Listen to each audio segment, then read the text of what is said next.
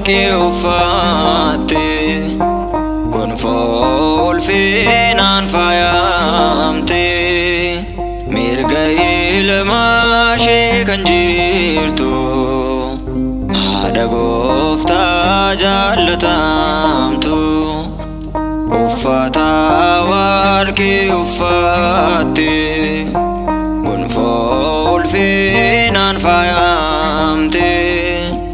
mirga ilmaa ishee kan jirtu haadha Gooftaa jaallatamtu.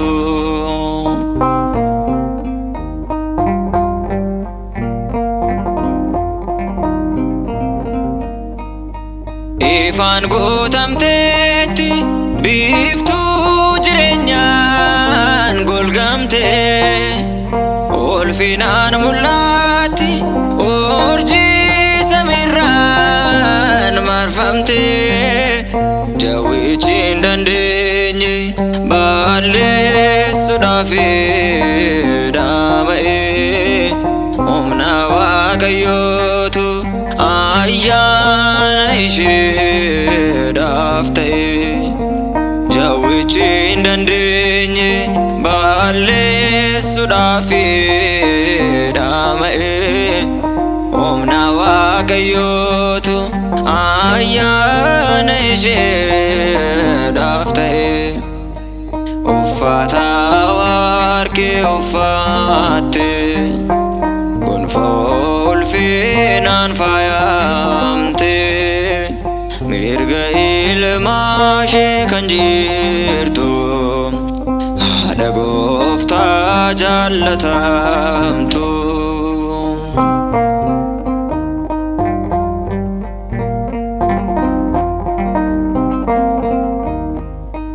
Ilmi ishee tokkichi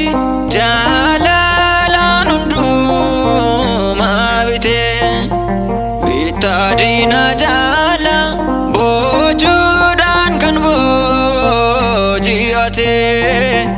deessee badhaasteetti ijoollee Addaamiin hunda dubaroota keessa dhugumatti Maariyaam adda deessee badhaasteetti ijoollee Addaamiin hunda dubaroota keessa dhugumatti Maariyaam adda uffata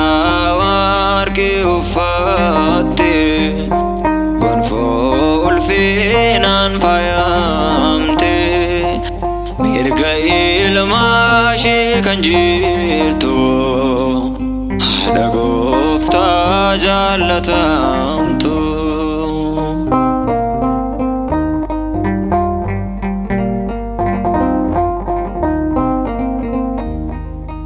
Siiqee sibiilaati hoolota isaa kan tiksu yeeyyiin akka nyaanneef daawoo ta'e kan miliqsu shirraa dhalaate addunyaa inni fayyise warra amananiif boqonnaa gaarii qopheesse shirraa dhalaate addunyaa inni fayyise warra amananiif boqonnaa gaarii qopheesse uffata warqee uffatte gonfoo ulfinaan faayamte mirga ilmaa ishee kan jirtu haadha Gooftaa jaallatamtu.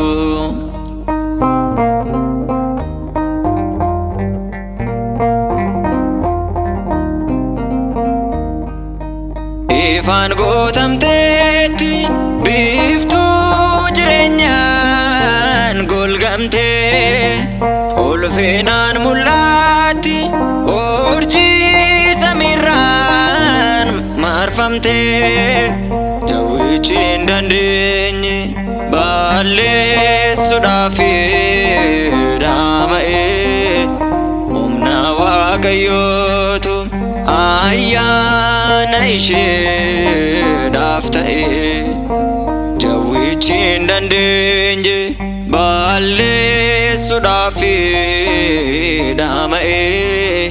humna Waaqayyootu